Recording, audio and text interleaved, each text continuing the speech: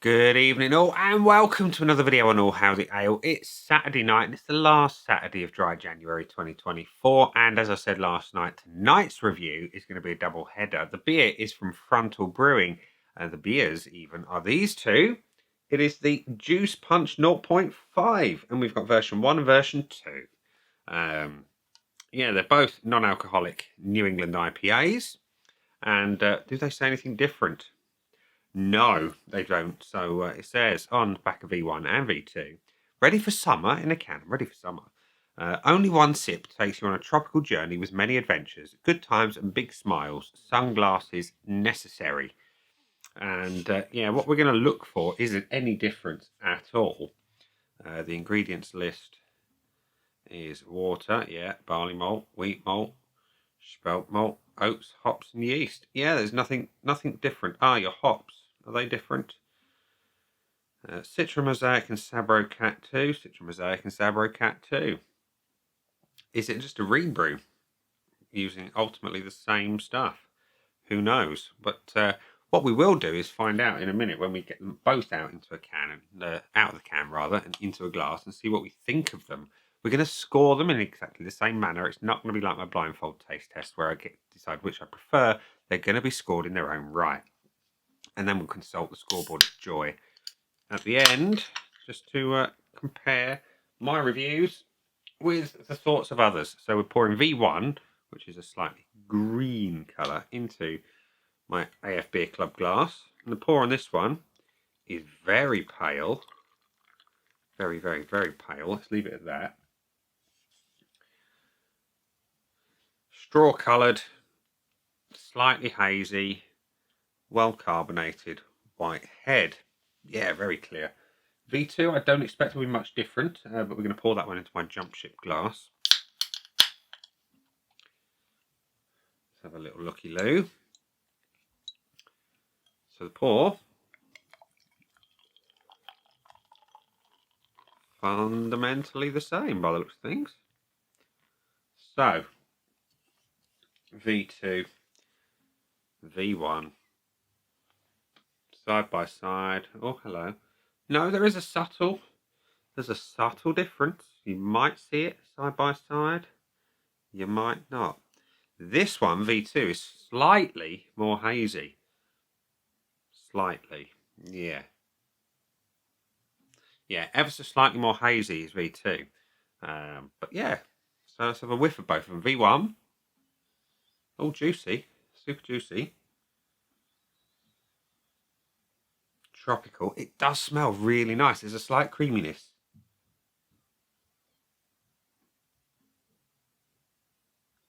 Like I say, tropical, juicy, creamy, quite nice. Quite light though. And this one, subtly different. Slightly more citrus. Slightly more stone fruit, less of the creaminess. Back to this one. Yeah, V1 is definitely a creamier, juicier beer, whereas this one is definitely more citrus.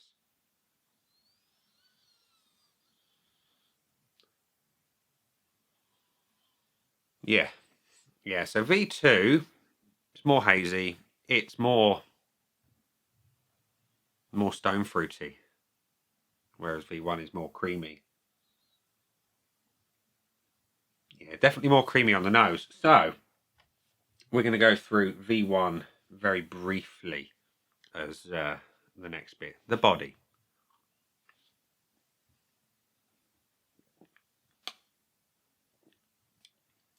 Decent body. Medium weight. Good carbonation. Not too heavy. And we'll talk about the flavour things with there. It's light. It's fruity. It's tropical. The Sabro is shining in this one. It's definitely got that coconut vibe.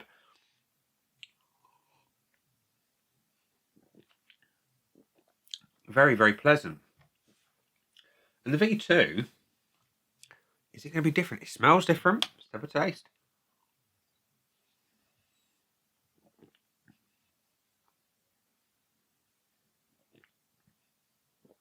The body's much the same. Medium weight. Slightly more carbonation in this one.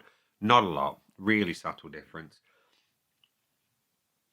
The flavour on this one, slightly cleaner. The Sabro is more to the back.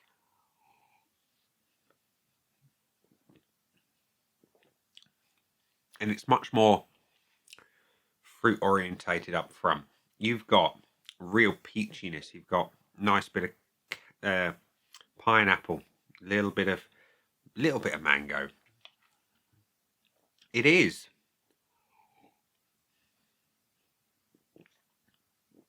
a different beer.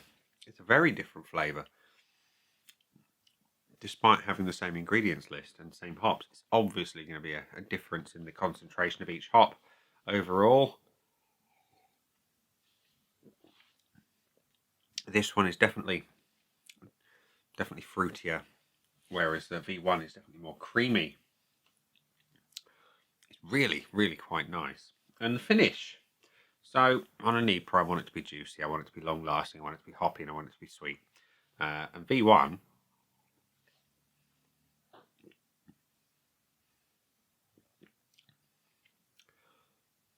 it's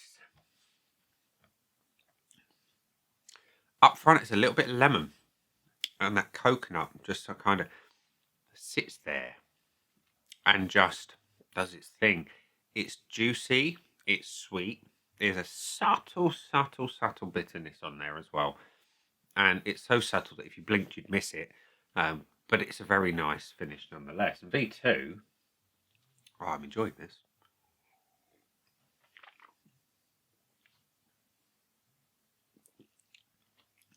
V2 slightly drier. It's definitely got more stone fruit coming through on the back end. It's a little juicier, it's a little less sweet. It's also cleaner, slightly maltier finish as well. It's amazing how different V1 and V2 is, really. Yeah. That is a pleasant surprise. I expected them to be closer, but they're not, and that's a good thing. So, scoreboard of joy time. Normally I put the averages from Untapped and the people I know, but today we're going only for the averages overall, which say V1 has had 2,300 check-ins compared to 835 from V2.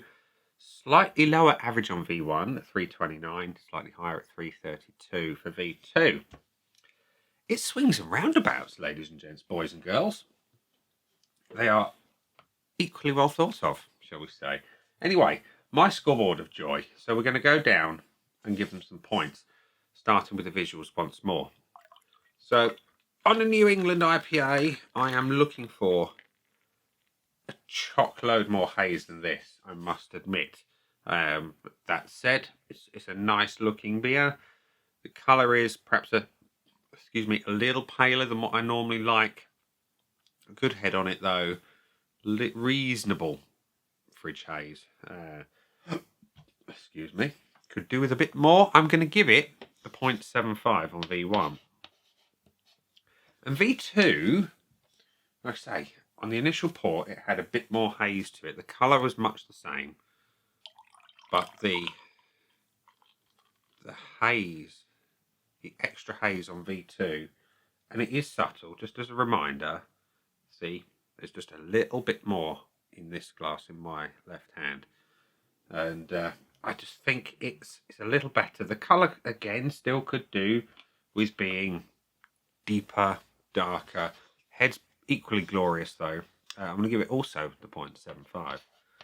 Aroma, V1 was quite light. It's quite coconutty, quite creamy, quite juicy. And overall really quite pleasant, just a little on the light side. And V2 was clearly more stone fruit orientated. Yeah, more fruit, less coconut. And for me, it's a closer representation of what New England really is all about. One that is slightly better than the other. I'm going to give the V1 0.75 and the V2 I'm giving the full point. The body on both was brilliant. Both are medium weight, good weight, particularly for an alcohol-free NEIPA. They tend to be quite thin, I've found, and these two are a breath of fresh air in that respect. both brilliant. The only difference is V2 had slightly more carbonation. It's a little bit more like going against the nap on a bit of velvet.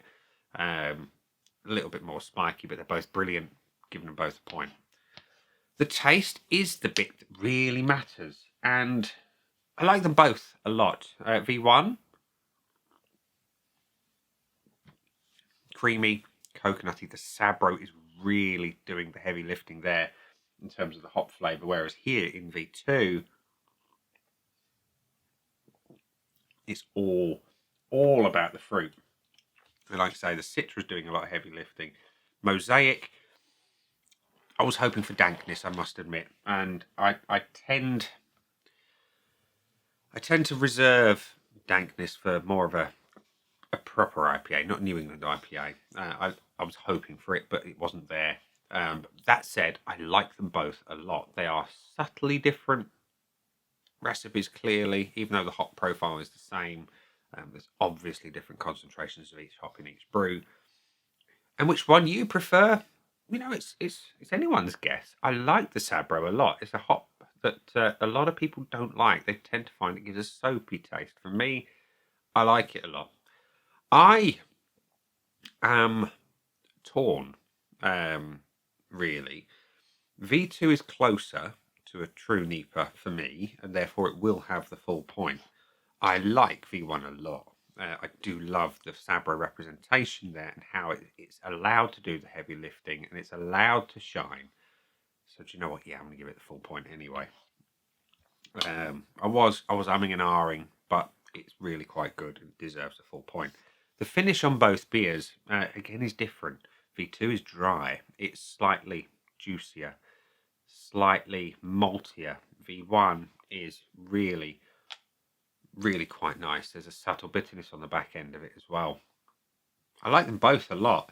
Would I change anything? Does it need anything? No, both are equally juicy. Both do what a New England should. And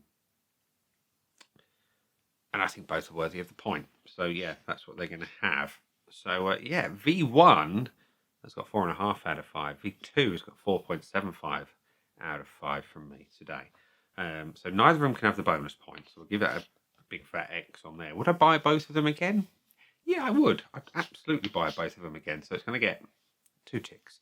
And value for money. I can't remember what I paid for these from the Wise Bartender. But as I said before, I only buy beers that look to be sensible value for money. Great tasting beer. Got really good score. Yeah, I'm giving both a value for money tick as well. So yeah, Frontaal Brewing's V1 and V2 of their Juice Punch have got 4.5 and 4.75 out of 5 from me today. So there we go. I like doing that. It's a pleasant change to review 2 beers side by side and not have a blindfold and be blinded at the end when I reveal my eyeballs to society once more. So yeah, Frontaal Brewing. These are the first 2 beers I've had from them, by the way. Didn't mention that at the beginning. I like them both a lot. They give me good confidence to go and find more beers from this brewery. And yeah, it's hard, I think, to get a truly good New England IPA that's alcohol-free. And Frontaal Brewing, you've achieved 2 really tasty ones today.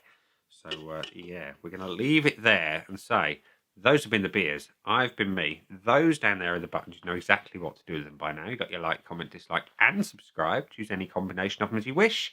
And I will see you again soon for another one. Bye for now.